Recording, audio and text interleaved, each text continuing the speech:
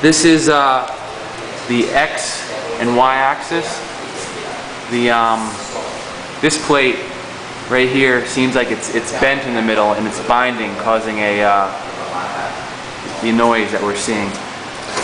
It does get pretty bad towards the middle.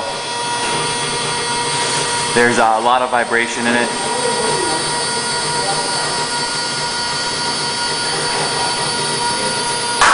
Especially when it gets towards the middle.